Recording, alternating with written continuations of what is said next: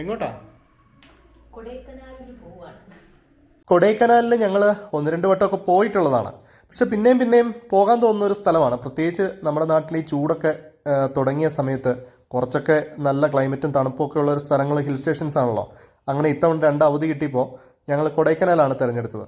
ഇതിപ്പോൾ നമ്മൾ പാലക്കാട് റൂട്ടിൽ പോയിക്കൊണ്ടിരിക്കുകയാണ്. ഇത് എലവഞ്ചേരിയിലെ കർഷകർ കൃഷി ചെയ്യുന്ന അവരുടെ സ്വന്തം കാർഷിക ഉൽപ്പന്നങ്ങളാണ് റോഡ് സൈഡിൽ വിൽക്കാൻ വെച്ചിരിക്കുന്നതാണ്. നമ്മൾ അവിടുന്ന് കുറച്ച് പേരയ്ക്ക മേടിച്ച് വണ്ടിയിൽ വെച്ചു. പോകുന്ന വഴിക്ക് കഴിക്കാമല്ലോ എന്ന് ഓർത്തു. അങ്ങനെ നമ്മളുടെ യാത്ര കൊല്ലങ്കോട് ഭാഗത്തേക്ക് പോയിക്കൊണ്ടിരിക്കുകയാണ്. ഇവിടെ പാടത്തിന് നടുക്കൊരു കള്ള് ഷാപ്പ്. പാലക്കാട് ഇങ്ങനെ ഇപ്പോഴും ഈ പഴയ കാലത്തെ കാഴ്ചകളൊക്കെ അതേ ഭംഗിയോടുകൂടി കാണാൻ സാധിക്കത്തുള്ളൂ. പോകുന്ന വഴിക്ക് ഒരു കരിമ്പൻ ജ്യൂസ് കട കണ്ടപ്പോൾ നിർത്തിയതാണ്. ഇവിടെ കരിമ്പിന് ഇവർ 15 രൂപയാണ് ഒരു ജ്യൂസിന് മേടിക്കുന്നത്. നമ്മുടെ നാട്ടിലൊക്കെ ഒരു 30 രൂപ, ഏതാണ്ട് 30 രൂപയാവും. അങ്ങനെ നോക്കുമ്പോൾ ഇത് ഇവർക്ക് ശരിക്കും ലാഭമാണോ, അതേ നമ്മുടെ നാട്ടിലുള്ളവർ കൂടുതൽ ലാഭം ഉണ്ടാക്കുന്നതാണോ എന്നുള്ളതിൽ ഞങ്ങൾക്ക് അന്നേരം ഒരു കൺഫ്യൂഷൻ തോന്നി. എന്തായാലും 15 രൂപയ്ക്ക് കുടിക്കുന്നവർക്ക് എന്തായാലും ഇത് വലിയ വെർത്തായിട്ടുള്ള സംഗതിയാണ്. പ്രത്യേകിച്ചും ഈ ചൂടുള്ള സമയത്ത് ഞങ്ങൾ 2 ഗ്ലാസ് കരിമ്പിൻ ജ്യൂസൊക്കെ കുടിച്ച് അവിടെ നിന്നപ്പോൾ അവിടെ ഈ ജ്യൂസ് കടയോട് ചേർന്ന് ചെറിപ്പഴം വിൽക്കുന്നുണ്ട്. ചെറിപ്പഴം 500 ഗ്രാമിന് 100 രൂപ. അത് കാണുമ്പോൾ എന്തായാലും ആരാണെങ്കിലും ഒന്ന് മേടിച്ചു പോകുമല്ലോ. കാരണം പള്ളിപ്പറമ്പിലൊക്കെ നമ്മൾ പെരുന്നാളിനും ഉത്സവത്തിനുമൊക്കെ പോകുന്ന സമയത്ത് വളരെ കുറച്ച് ചെറിപ്പഴം മേടിക്കുന്നതിന് വരെ വലിയ വിലയാണല്ലോ. ഇതിപ്പം അരക്കിലോയ്ക്ക് 100 രൂപ എന്ന് പറയുമ്പോൾ ലാഭമാണ്. ഞങ്ങൾ കുറച്ച് ചെറിപ്പഴമൊക്കെ മേടിച്ച് അതൊക്കെ വണ്ടിയിലിരുന്ന് കുറച്ച് നേരം കഴിച്ചിട്ടൊക്കെയാണ് ഞങ്ങളുടെ യാത്ര മുന്നോട്ട് തുടർന്നത്. ഇതിൻ്റെ ഒരു ചുവന്ന നിറം കാണുമ്പോൾ തന്നെ ആർക്കായാലും ഒന്ന് മേടിക്കാൻ തോന്നും അല്ലേ. നമ്മുടെ കുട്ടിക്കാലത്തെയൊക്കെ ഒരു നൊസ്റ്റാൾജിയ കൂടിയാണ്. പ്രത്യേകിച്ച് ഈ പെരുന്നാളിനും ഉത്സവത്തിനൊക്കെ പോകുമ്പോൾ ഇതിങ്ങനെ തൂങ്ങിക്കിടക്കുന്ന കാണുമ്പം നമ്മൾ എന്തായാലും അന്ന് കുഞ്ഞിലെ വാങ്ങി കഴിച്ചിട്ടുള്ളവരായിരിക്കും നമ്മളെല്ലാവരും. നമുക്കിനി കുറേ ദൂരം പോകാനുണ്ട് കേട്ടോ. പൊള്ളാച്ചി വഴി ടച്ച് ചെയ്താണ് പോകുന്നത്. പാലക്കാട് ചില പാടങ്ങളിലൊക്കെ കൊയ്ത്ത് കഴിഞ്ഞു. അതിങ്ങനെ ഈ 3 മാസത്തെ കാലയളവിൽ വിളവെടുക്കുന്ന കൃഷിയാണ് ഇപ്പോൾ ഈ കൊയ്ത്ത് കഴിഞ്ഞിരിക്കുന്നത്. പക്ഷേ അല്ലാത്ത പാടങ്ങളുണ്ട്. 6 മാസം വിളവെടുക്കേണ്ട, 6 മാസം കൊണ്ട് നെൽക്കതിര് വന്ന് പാകമാകുന്ന പാടങ്ങളുണ്ട്. അവിടെ കൊയ്ത്തിന് സമയമായിട്ടില്ല, കതിരൊക്കെ വന്ന് തുടങ്ങുന്നതേ ഉള്ളൂ. പക്ഷേ ഇവിടെ എന്തായാലും കൊയ്ത്തൊക്കെ കഴിഞ്ഞ് വൈക്കോലൊക്കെ കെട്ടി വെച്ചിരിക്കുകയാണ്. അത് പശുക്കൾക്ക് വേണ്ടിയിട്ട് കൊണ്ടുപോകാൻ വേണ്ടിയിട്ടായിരിക്കുമല്ലോ. ഇവിടെ ഇറങ്ങി നിൽക്കുമ്പോൾ നല്ല ഭംഗിയുള്ള പാടങ്ങൾ ധാരാളം ഉണ്ട് കേട്ടോ. ഇത് ഞാൻ മുന്നേ പറഞ്ഞ ഇനി കൊയ്ത്ത് നടക്കാനുള്ള കതിരൊക്കെ വന്ന് തുടങ്ങിയ സമയമാണ്. ഈ കർഷകർ ഈ വളവിടുന്നത് ഒരേ സമയത്ത് നെൽക്കതിരുണ്ടായി വരാൻ വേണ്ടിയിട്ടാണ്. അത് നമ്മളവിടെ നിന്നപ്പോൾ ഒരു ചേട്ടൻ നമ്മളോട് പറഞ്ഞു തന്ന കാര്യമാണ് കേട്ടോ. ഈ വളവിടുന്നതിൻ്റെ ആവശ്യം എന്തിനാണ് നമ്മൾ ചോദിച്ചപ്പം മൂപ്പരാണ് ഇത് പറഞ്ഞു തന്നത്. അങ്ങനെ നമ്മൾ വീണ്ടും മുന്നോട്ട് പോയി കൊല്ലങ്കോട് ഭാഗമൊക്കെ അടുക്കാറായപ്പം ശരിക്കും ഇത്രയും വലുപ്പമുള്ള കുമ്പളങ്ങ ഞാൻ എൻ്റെ ജീവിതത്തിൽ കണ്ടിട്ടില്ല. ഇങ്ങനെ ഉണ്ടെന്ന് പോലും എനിക്കറിയില്ലായിരുന്നു. ഞാൻ ആദ്യം ഓർത്ത് ഇനി മത്തങ്ങ വല്ലതും ആയിരിക്കും എന്നാണ്. ഇവിടുത്തെ കടയിലെ ചേട്ടൻ പറഞ്ഞത് ഇത് ബാംഗ്ലൂരിൽ നിന്നാണ് ഈ കുമ്പളങ്ങ കൊണ്ടുവരുന്നതെന്നാണ്.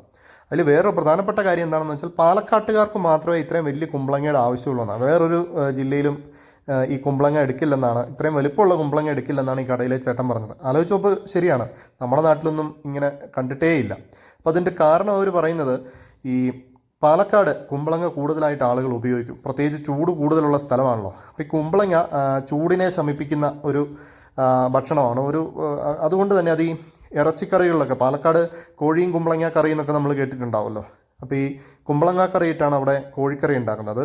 പണ്ട് കാലത്ത് ഒരു പക്ഷേ തൂക്കം കൂടുതൽ അളവ് ഉണ്ടാകാൻ വേണ്ടിയിട്ടായിരിക്കും. പക്ഷേ അതിന് വേറൊരു ശാസ്ത്രീയമായിട്ടുള്ളൊരു വശം, ഈ മീറ്റ് കഴിക്കുമ്പോൾ ഉള്ള ചൂട് നന്നായി കുറയ്ക്കാൻ ഈ കുമ്പളങ്ങ സഹായിക്കും. മാത്രമല്ല ഇവിടെ ഈ കല്യാണങ്ങൾക്കൊക്കെ ഈ കുമ്പളങ്ങ ഉപയോഗിച്ച് ഹൽവയൊക്കെ ഉണ്ടാക്കാറുണ്ട് അത്രേ. അപ്പോൾ അങ്ങനെ പാലക്കാട്ടുകാർക്ക് വേണ്ടി മാത്രമാണ് ബാംഗ്ലൂരിൽ നിന്ന് ഇത്രയും വലിയ കുമ്പളങ്ങ കേരളത്തിലേക്ക് വരുന്നത്. നമ്മളങ്ങനെ മുന്നോട്ട് പോയി കൊല്ലംകോട്ടെ പാടശേഖരത്തിൻ്റെ മുന്നിൽ കൂടിയൊക്കെ കുറേ നേരം അവിടെ വണ്ടി നിർത്തി ഞങ്ങൾ ഇറങ്ങി കേട്ടോ. അത്യാവശ്യം വെയിലുണ്ടായിരുന്നുകൊണ്ട് ഒത്തിരി നേരം നിൽക്കാൻ പറ്റില്ല. പക്ഷേ നെൽവയൽ ഇങ്ങനെ പച്ച നിറത്തിൽ കിടക്കുന്ന കാണുമ്പോൾ നമുക്ക് ഇറങ്ങാതിരിക്കാൻ പറ്റില്ലല്ലോ. അങ്ങനെ നമ്മൾ തമിഴ്നാട്ടിലേക്ക് കടന്നിരിക്കുകയാണ്. തമിഴ്നാട്ടിലെത്തിക്കഴിയുമ്പം റോഡിൻ്റെ സ്വഭാവമൊക്കെ മാറും. കുറച്ചുകൂടെ നമുക്ക് പോകാൻ ഗതാഗതം കുറച്ചുകൂടെ നല്ല രീതിയിലാവും. ഇതിപ്പോൾ വഴിയരിയിൽ കണ്ട ഒരു അമ്പലമാണ്. തമിഴ്നാട്ടിലെ അമ്പലങ്ങളുടെ ഒരു പ്രത്യേകത നമുക്കറിയാലോ. ധാരാളം വർണ്ണങ്ങൾ വാരി വിതറിയ ചിത്രപ്പണികളൊക്കെയുള്ള അമ്പലങ്ങളാണ്. കേരളത്തിലെ ക്ഷേത്രങ്ങളിൽ വേറൊരു രീതിയിലാണല്ലോ അതിൻ്റെ നിർമ്മാണമൊക്കെ. പക്ഷേ നമ്മുടെ തിരുവനന്തപുരം സൈഡിലും പാലക്കാട് സൈഡിലൊക്കെ കുറച്ചൊക്കെ ഈ തമിഴ്നാട് സ്റ്റൈലിലുള്ള ദ്രവീഡിയൻ ആർക്കിടെക്ചറിൽ പണിത ക്ഷേത്രങ്ങൾ നമുക്ക് കാണാൻ സാധിക്കും. അത് ഈ ഒരു തമിഴ് കൾച്ചർ അവിടെയൊക്കെ കുറച്ചൊക്കെ ഉള്ളതിൻ്റെ ഭാഗമായിട്ടായിരിക്കണം അവിടുത്തെ ക്ഷേത്രങ്ങളും അങ്ങനെയൊക്കെ ഉള്ളത്. ഇതാ ഒരു മനോഹരമായിട്ടുള്ള ഒരു പുഴയാണ്. കുറേ ആളുകളവിടെ കുളിക്കുന്നുണ്ട്, വാഹനം കഴുകുന്നുണ്ട്, ഒക്കെയുണ്ട്. നമ്മൾ ശരിക്കും പറഞ്ഞാൽ രാവിലെ ആ കരിമ്പിൻ ജ്യൂസ് കുടിച്ചതേ ഉള്ളൂ. പിന്നെ ബ്രേക്ക്ഫാസ്റ്റ് ഒന്നും കഴിക്കാൻ പറ്റിയില്ല. അതുകൊണ്ട് തന്നെ നല്ല വിശപ്പും ഉണ്ടായിരുന്നു. അങ്ങനെയാണ് പൊള്ളാച്ചി എത്തുന്നതിന് ഒരു 2-3 കിലോമീറ്റർ മുന്നേ ഖാദർ ബിരിയാണി എന്നുള്ള ഒരു ബിരിയാണി കടയുടെ പേര് കണ്ടു. അപ്പം നമ്മൾ ഈ തൊപ്പിവാപ്പ ബിരിയാണി, തലപ്പാക്കട്ടി ബിരിയാണി, അങ്ങനെ പലതരം ബിരിയാണി കഴിച്ചിട്ടുണ്ടല്ലോ. അപ്പോൾ ഖാദർ ബിരിയാണി ഇനി ഭാവിയിൽ ഒരു ബ്രാൻഡായി മാറുമോ എന്നൊന്നും നമുക്ക് അറിയത്തുമില്ല. അങ്ങനെയാണെങ്കിൽ കഴിച്ചിട്ടുണ്ട് എന്ന് പറയാലോ. അങ്ങനെ കയറിയതാണ്. എന്തായാലും 2 ചിക്കൻ ബിരിയാണിയാണ് പറഞ്ഞത്. പക്ഷേ സംഭവം കൊള്ളായിരുന്നു കേട്ടോ. നമ്മളിങ്ങനെ മുന്നേ കയറി പരിചയമില്ലാത്തൊരു കടയിൽ കയറുമ്പോൾ ഭക്ഷണത്തിൻ്റെ കാര്യത്തിൽ എപ്പോഴും നമുക്ക് ആശങ്കയുണ്ടാകും. പക്ഷേ ഇത് നല്ല ബിരിയാണിയായിരുന്നു. അത് തമിഴ്നാട് ബിരിയാണി ഇഷ്ടപ്പെടുന്നവർക്കാണെങ്കിൽ മാത്രം. അതിൻ്റെ ഒരു മസാലയൊക്കെ നന്നായി ഇറങ്ങിയിട്ടുള്ള ഒരു ഫ്ലേവർ ഉണ്ടല്ലോ, അത് നന്നായി കിട്ടിയിട്ടുണ്ട്. പ്രത്യേകിച്ച് മീറ്റൊക്കെ ഇറച്ചിയൊക്കെ നന്നായി വെന്തുടഞ്ഞ് നല്ല പരുവായിരുന്നു. അപ്പോൾ കുറേ നാൾ കൂടിയിട്ടാണ് ഇപ്പോൾ തമിഴ്നാട് ബിരിയാണി ഞങ്ങൾ കഴിക്കുന്നത്. കുറേ നാൾ ആഗ്രഹിച്ചിരുന്നു കഴിക്കണമെന്ന് പറഞ്ഞ്. അപ്പോൾ കഴിക്കാൻ പറ്റിയിട്ടുണ്ടായിരുന്നില്ല. പാലക്കാടൊക്കെ പോയി കഴിക്കണമെന്ന് ആഗ്രഹം ഉണ്ടായിരുന്നെങ്കിലും പോകാൻ പറ്റിയിട്ടുണ്ടായിരുന്നില്ല. അതിപ്പോൾ ഇങ്ങനെ അങ്ങ് നടന്നു. അതിൻ്റെ കൂടെ കിട്ടുന്ന ആ സർലാസും പിന്നെ നമ്മൾ കൂടെ ഒരു ചിക്കൻ 65 കൂടെ പറഞ്ഞിട്ടുണ്ടായിരുന്നു. ഇതെല്ലാം കൂടെ കൂട്ടി കഴിച്ചപ്പോൾ അങ്ങനെ നമ്മുടെ ലഞ്ച് അടിപൊളിയായി. രാവിലത്തെ ബ്രേക്ക്ഫാസ്റ്റ് കഴിക്കാത്തതിൻ്റെ ക്ഷീണം അങ്ങനെ മാറിക്കിട്ടി. പൊള്ളാച്ചി ടൗണിൽ കയറിയപ്പോൾ വലിയ തിരക്കൊന്നും ഉണ്ടായിരുന്നില്ല. ശനിയാഴ്ചയായിരുന്നു. എന്തായാലും നമ്മൾ മുന്നോട്ട് പോയി ഹൈവേയിലൊക്കെ കയറി. ഹൈവേയിൽ നല്ല സ്പീഡിൽ തന്നെ പോകാൻ പറ്റി.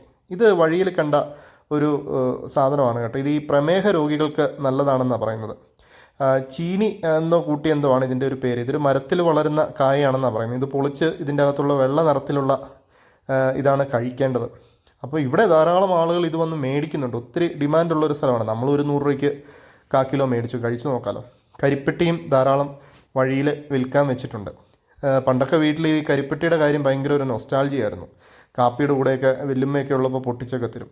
ഈ ആടുകളെ ഇവർ കോയമ്പത്തൂരിൽ നിന്ന് കൊണ്ടുവരുന്നതാണ് കേട്ടോ. ഓരോ സ്ഥലങ്ങളിലും ഇപ്പോൾ കൃഷിയൊക്കെ കഴിയുന്ന പാടങ്ങളിലേക്ക് ഇവരിങ്ങനെ മേയിച്ചു കൊണ്ടുവരും. ഇതിപ്പോൾ ഇതിനെ മേയിച്ചുകൊണ്ട് തരുന്ന ഒരു ഇടയൻ പറഞ്ഞതേ, ഇത് അടുത്ത ആഴ്ചയാകുമ്പോൾ ഇവർ പാലക്കാട്ടേക്ക് വരുമെന്നാണ്. അതായത് പാലക്കാട്ടെ കൊയ്ത്ത് കഴിയുമ്പോഴത്തേക്കും ഈ ആടുകളെയും കൊണ്ട് പിന്നെ അവിടുത്തെ പാടങ്ങളിലാണ് ഇവർ താമസിക്കുന്നത്. താൽക്കാലികമാണ്. ഇങ്ങനെ മാറി മാറി ഇവരിങ്ങനെ സഞ്ചരിച്ചു കൊണ്ടേയിരിക്കും. ഇതിപ്പോൾ 600ഓളം ആടുകളുണ്ട് ഈ കോയമ്പത്തൂരിൽ നിന്ന് ഇവരിങ്ങനെ കൊണ്ടുവന്നിരിക്കുന്നത്. 3 പേരാണ് ഇതിനെ നോക്കി നടത്താനുള്ളത്. ഇവരോട് 1-2 പട്ടികളും ഉണ്ടാവും. നിങ്ങൾക്ക് നല്ല അനുസരണയാണ് കേട്ടോ. ഇവർ ചെറിയ ചില ശബ്ദങ്ങൾ ഉണ്ടാക്കുമ്പോൾ തന്നെ അത് മനസ്സിലാക്കി ആ രീതിയിൽ പോകും. ആ കാണുന്നത് പളനി ക്ഷേത്രമാണ്.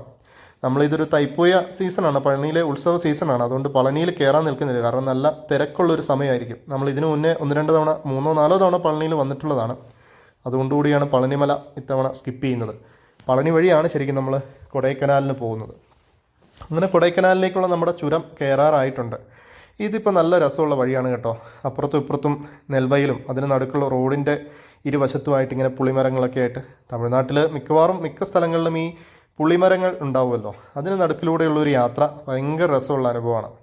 അങ്ങനെ നമ്മൾ പ്രിൻസസ് ഓഫ് ഹിൽസ് അല്ലേ, കുന്നുകളുടെ രാജകുമാരി, അങ്ങനെയാണ് കൊടൈക്കനാൽ അറിയപ്പെടുന്നത്. ചുരം കയറി തുടങ്ങി. കയറുമ്പോൾ തന്നെ ഒരു ഡാമിൻ്റെ ഒരു ക്യാച്ച്മെൻറ്റ് ഏരിയയൊക്കെ കാണാം. നല്ല രസമാണ്. അവിടെ ഒരു വാച്ച് ടവറൊക്കെ ഉണ്ട്. അതിൽ കയറി ഇന്ന് ഈ ഡാം കാണാനും അതിൻ്റെ പരിസരത്തുള്ള പച്ചപ്പും ഒക്കെ കാണാൻ നല്ല രസമാണ്. ധാരാളം പശുക്കളും ആടുകളും ഒക്കെ ഈ ഡാമിൻ്റെ ചുറ്റും മേഞ്ഞു നടക്കുന്നുണ്ട് കേട്ടോ. അപ്പോൾ ഞങ്ങൾ അവിടെ കുറേ നേരം ചിലവഴിച്ചിട്ടാണ് മുകളിലേക്ക് കയറിയത്. നല്ല കാറ്റൊക്കെയുള്ള നല്ലൊരു സ്ഥലമായിരുന്നു. നമ്മുടെ വണ്ടി ആ റോഡിൻ്റെ സൈഡിൽ പാർക്ക് ചെയ്തിരിക്കുന്നത് കാണാൻ പറ്റും.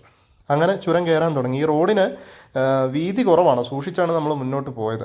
ഏതാണ്ട് കൊടൈക്കനാൽ എത്താറായപ്പോഴത്തേക്കും ധാരാളം പച്ചക്കറി വിൽക്കാൻ വെച്ചിരിക്കുന്ന കടകളുണ്ട്. ഇവിടെ ഈ ശീതകാല പച്ചക്കറികളാണ് കേട്ടോ. ഉയരം കൂടിയ സ്ഥലങ്ങളിൽ മാത്രം വളരുന്ന പച്ചക്കറികൾ. അവിടെ ആ വെളുത്ത നിറത്തിലിരിക്കുന്നത് ആ ചേച്ചി പറഞ്ഞത് വെള്ള ബീട്രൂട്ടാണെന്ന്. ഞാനത് ആദ്യം കാണുകയാണ് കേട്ടോ. പിന്നെ ഈ കൊടൈക്കനാലിൻ്റെയൊക്കെ മാത്രം പ്രത്യേകതയായിട്ടുള്ള വെളുത്തുള്ളി, നമ്മുടെ വട്ടവട വെളുത്തുള്ളിയൊക്കെ ഉണ്ടല്ലോ. ഇത് സീതപ്പഴത്തിൻ്റെ വേറൊരു ഇനമാണെന്ന് പറഞ്ഞു കേട്ടോ. ഈ നീണ്ടിരിക്കുന്നത് അത് ഞാൻ ആദ്യം കാണുകയാണ്. അങ്ങനെ ധാരാളം ഫ്രൂട്ട്സും വെജിറ്റബിൾസും ഒക്കെ വിൽക്കാൻ വെച്ചിട്ടുണ്ട്. ഇങ്ങനെ ഒരു 6-7 കട ഈ കൊടൈക്കനാലിലേക്ക് എത്തുന്നതിന് മുന്നേ ആയി റോഡ് സൈഡിലുണ്ട് കേട്ടോ. നമ്മളിപ്പോൾ ഒന്നും മേടിച്ചില്ല, കാരണം നമ്മൾ അങ്ങോട്ട് പോകാണല്ലോ. തിരിച്ചു വരുമ്പോൾ ഈ വെറൈറ്റി സാധനങ്ങൾ കുറച്ച് മേടിച്ചാലോ എന്നൊരാലോചനയുണ്ട്. അത് തിരിച്ചു വരുമ്പോൾ നമുക്ക് നോക്കാം. ക്യാരറ്റൊക്കെ പിന്നെ കൊടൈക്കനാൽ കയറുമ്പോൾ എപ്പോഴാണെങ്കിലും കിട്ടും. അങ്ങനെ നമ്മൾ കൊടൈക്കനാലിലേക്ക് എത്തുമ്പോൾ ആദ്യത്തെ സ്പോട്ടായിട്ടുള്ള വെള്ളച്ചാട്ടത്തിലേക്ക് എത്തി. ഇവിടെ എത്തിയപ്പോഴത്തേക്ക് ഒരു ചായയൊക്കെ കുടിക്കാനുള്ള ഒരു മാനസികാവസ്ഥയായി കേട്ടോ. ഒരു 4 മണി സമയമൊക്കെ ആയിരുന്നു. നമ്മുടെ ഇത്തിരി ഒരു ഉന്മേഷം കിട്ടാൻ വേണ്ടി ഞങ്ങൾ ഇറങ്ങി. വെള്ളച്ചാട്ടമൊന്നും കാണണമെന്ന് വലിയ ആഗ്രഹമില്ല, കാരണം അത്ര വലിയ വെള്ളമൊന്നും ഇല്ല ഇപ്പം. പക്ഷെ എന്നാണെങ്കിലും ഒരു ചായ കുടിക്കാൻ വേണ്ടി ഇറങ്ങിയതാണ്. വഴിയിലൊക്കെ ധാരാളം സാധനങ്ങൾ വിൽക്കാൻ വെച്ചിട്ടുണ്ട്. പ്രത്യേകിച്ച് ടൂറിസ്റ്റുകൾക്ക് വേണ്ടി തന്നെയുള്ളതാണ്. അതിൽ കഴിക്കാനായിട്ട് ഒത്തിരി ഉണ്ട്. കടല പുഴുങ്ങിയത്, അതുപോലെ കോൺ, മാങ്ങ, പലതരം ബജികൾ. നമ്മളതൊന്നും മേടിക്കാൻ നിന്നില്ല, കാരണം ഉച്ചയ്ക്ക് ആ ബിരിയാണി കഴിച്ചത് നമ്മളത്ര വയറ്റിൽ കിടക്കുകയാണല്ലോ. അതിൻ്റെ വിശപ്പ് വന്ന് തുടങ്ങിയിട്ടില്ല. അപ്പോൾ ഒരാൾ കുരങ്ങൻ വെള്ളച്ചാട്ടത്തിൻ്റെ മുന്നിലിരിക്കുകയാണ്. എന്തായാലും ചായ കുടിച്ചിട്ട് പോകാമെന്നുള്ളത് തന്നെയാണ് തീരുമാനം. ചായ കുടിക്കുമ്പോൾ ഒരു ഇത്തിരി ഉന്മേഷം വരും. പിന്നീട് അങ്ങോട്ട് ഇനി കുറച്ച് ദൂരമുള്ളൂ ഡ്രൈവ് ചെയ്യാൻ. ഒരു 10-15 കിലോമീറ്റർ പോയാൽ നമ്മൾ താമസിക്കുന്ന റിസോർട്ട് എത്തും. അപ്പോൾ ചായക്ക് പറഞ്ഞിട്ടുണ്ട്, ഇതാ ഈ അമ്മച്ചിയാണ് നമുക്ക് ചായ ഉണ്ടാക്കി തരുന്നത്. ഇവിടെ ധാരാളം സാധനങ്ങൾ വിൽക്കാൻ വെച്ചിട്ടുണ്ട്. ഇതാ പൊട്ടറ്റോയൊക്കെ വേണമെങ്കിൽ ഫ്രൈ ചെയ്ത് മേടിക്കാം. നമുക്കതിന് ഇപ്പോൾ കഴിക്കാനൊന്നും തോന്നുന്നില്ല. എന്തായാലും ചായക്ക് വേണ്ടി വെയിറ്റ് ചെയ്യാണ്. ചായ വന്നു. നല്ല ചൂട് ചായയായിരുന്നു കേട്ടോ. ഈ തണുപ്പത്ത് കുടിക്കാൻ പറ്റിയ ഒരു അന്തരീക്ഷം കൂടിയാണല്ലോ. അങ്ങനെ ആ ചായയൊക്കെ കുടിച്ചിട്ട് ഞങ്ങൾ വീണ്ടും ഞങ്ങളുടെ യാത്ര തുടരുകയാണ്. അങ്ങനെ ഇത് റിസോർട്ടിലേക്കുള്ള വഴി തിരഞ്ഞു കേട്ടോ. നമ്മൾ ആ പോകുന്ന വഴിക്ക് ഒരു കാട്ടുപോത്തിനെ വഴിയിൽ കണ്ടു. അവനങ്ങനെ റോഡിൽ നിന്ന് ചാടി ഒരു കുന്നിറങ്ങി അങ്ങ് പോയി. അപ്പോൾ നമുക്ക് അങ്ങനെ അങ്ങ് വിടാൻ തോന്നില്ല. അവൻ്റെ പുറകെ ഞാനൊന്ന് പോയി നോക്കുകയാണ്, വഴിയിലെങ്ങാനും ഉണ്ടോ, ഉണ്ടെങ്കിലൊന്ന് കാണാമല്ലോ എന്ന് ഓർത്തിട്ട്. അപ്പോൾ അങ്ങനെ ഇത്തിരി നേരം കൂടി മുന്നോട്ടിങ്ങനെ പോയി. ആ ചെരുവിലേക്കാണ് ഈ കാട്ടുപോത്ത് അതാ കയറി വരുന്നു. അപ്പോൾ കുറേ ഒരു മാസ് വരവായിരുന്നു കേട്ടോ ഈ കാട്ടുപോത്തിൻ്റെ. കുറച്ച് നേരം ഞാനവിടെ വെയിറ്റ് ചെയ്ത് കഴിഞ്ഞപ്പോഴാണ് ഇവനിങ്ങോട്ട് വന്നത്. നമ്മൾ അത്ര അടുത്തൊന്നുമല്ല നിൽക്കുന്നത്. നമ്മുടെ ക്യാമറ ഒരു 4x സൂമിലിട്ടിട്ടാണ് എടുത്തുകൊണ്ടിരിക്കുന്നത്. ഒരുപാട് അടുത്തോട്ട് പോകാൻ നമുക്ക് പേടിയാണ്. കാരണം പണ്ട് നമ്മുടെ നാട്ടിലൊരു കാട്ടുപോത്ത് ഇറങ്ങിയ ഒരു ചേട്ടനെ വെട്ടിക്കൊന്നതാണ്. അപ്പോൾ ആ ഒരു പേടി മനസ്സിൽ കിടക്കുന്ന കാരണം അത്യാവശ്യം ദൂരത്ത് നിന്നാണ് ഇതെടുക്കുന്നത്. പക്ഷേ അവനങ്ങനെ ചാടിപ്പോകുന്ന കണ്ടപ്പം അങ്ങ് വിട്ടു പോരാനും തോന്നിയില്ല. അതാണ് പുറകെ ഇറങ്ങിയത്. ചെറിയൊരു പേടിയുണ്ട്. എന്നാലും പുള്ളി ഇങ്ങനെ നടന്നു വരുന്നത് കാണാൻ നല്ല രസമാണ് കേട്ടോ. ഈ കാട്ടുപോത്ത് ഇങ്ങനെ നടന്ന ആ പുൽമേട്ടിൽ കൂടെ നിങ്ങൾക്ക് കാണാമല്ലോ. നല്ല ഭംഗിയിലാണ് ഇവൻ്റെ വരവ്. അപ്പോൾ ഇവനിങ്ങനെ ഇറങ്ങി അപ്പുറത്തെ ഒരു ചെരുവിലേക്ക് പോകാനുള്ളൊരു ശ്രമമാണ്. നമ്മളെ ഒരു വട്ടം ഒന്ന് നോക്കി. നമ്മളെ വലിയ നടക്കുന്നൊന്നും പുള്ളിക്കൊരു കൂസലല്ല. അങ്ങനെ പുള്ളി നടന്ന് ഒരു കാട്ടിനുള്ളിലേക്ക് പോയി കയറിയാണ്. മേഞ്ഞ് വയറൊക്കെ വീർത്തിട്ടുണ്ട്. ഇന്നത്തെ ശാപ്പാടൊക്കെ പുള്ളിക്ക് ആയി എന്നാണ് തോന്നുന്നത്. അങ്ങനെ ഈ കക്ഷി അങ്ങോട്ട് പോയപ്പോഴത്തേക്കും നമ്മളതിൻ്റെ പുറകെ പോയപ്പോൾ നോക്കിയപ്പം താണ്ടേ അവിടെ മൊത്തം കാട്ടുപോത്തിൻ്റെ കൂട്ടമാണ് കേട്ടോ. കുറേ എണ്ണം നിന്ന് വീഴുന്നു. വലുതും ചെറുതും എല്ലാം ഉണ്ട്. കുഞ്ഞതും തള്ളയും അതിൻ്റെ കൊമ്പന്മാരും എല്ലാം ഉണ്ട്. അങ്ങനെ അവസാനം നമ്മൾ നമ്മുടെ റിസോർട്ടിലെത്തി. വാംത് ഹിൽ ക്രസ്റ്റ് എന്നാണ് കേട്ടോ ഈ റിസോർട്ടിൻ്റെ പേര്. നമ്മൾ ഇവരുടെ ഒരു പ്രീമിയം റൂം തന്നെയാണ് ബുക്ക് ചെയ്തിരിക്കുന്നത്. കാരണം ഇതിൻ്റെ ഒരു പ്രത്യേകത എന്താണെന്ന് വെച്ചാൽ ഇവിടുന്ന് തുറക്കുന്ന ഒരു നല്ല മനോഹരമായ ബാൽക്കണി ഉണ്ട്. കൊടൈക്കനാലിൻ്റെ ഭംഗിയെല്ലാം ഒരൊറ്റ വ്യൂവിൽ കാണാൻ പറ്റുന്ന മനോഹരമായിട്ടുള്ള കാഴ്ചയാണത്. ഇതിപ്പോൾ കുറച്ച് സമ്മറിലേക്കൊക്കെ അടുത്തുകൊണ്ടാണ് അല്പം ഡ്രൈ ആയിട്ടിരിക്കുന്നത്. ഒരു മഴയൊക്കെ ഉള്ള ഒരു സമയമോ അല്ലെങ്കിൽ ഒരു ഡിസംബർ ജനുവരി മാസത്തിലേക്കൊക്കെയാണ് നല്ല പച്ചപ്പുള്ള സമയമായിരിക്കും. നമ്മൾ ഒരു ചായയും കൂടെ കുടിക്കാൻ തീരുമാനിച്ചു കേട്ടോ. ഒരു റെസ്റ്റോറൻറ്റിൽ പോയിട്ട് ചായയൊക്കെ ഓർഡർ ചെയ്ത് കുടിച്ചു. നല്ല ഉന്മേഷമായി ചായയൊക്കെ കുടിച്ചു. പക്ഷേ തണുപ്പ് സഹിക്കാൻ പറ്റുന്നില്ല കേട്ടോ. നമുക്കിവിടെ ശരിക്കും പറഞ്ഞാൽ നമ്മൾ താഴെ നിന്ന് കയറി വരുമ്പോൾ ഉള്ള തണുപ്പ് ചൂട് വെച്ച് നോക്കുമ്പോൾ ഇതൊരു ഭയങ്കര തണുപ്പാണ്. ഇത്രയും നമ്മൾ പ്രതീക്ഷിച്ചില്ല. ഡിന്നർ നമ്മൾ നമ്മുടെ റൂമിലേക്ക് വരുത്തി. ഇനി ഒന്നുകൂടെ റെസ്റ്റോറൻറ്റിലേക്ക് തണുപ്പ് കൊണ്ട് ഇറങ്ങിപ്പോകാൻ മടിയായി. നല്ല ഫുഡായിരുന്നു കേട്ടോ. ചപ്പാത്തി, ഡ്രാഗൺ ചിക്കൻ, അതുപോലെ ഒരു മഷ്റൂം മസാല, ചിക്കൻ മഞ്ചൂരിയൻ, ഇതൊക്കെയാണ് നമ്മൾ പറഞ്ഞത്.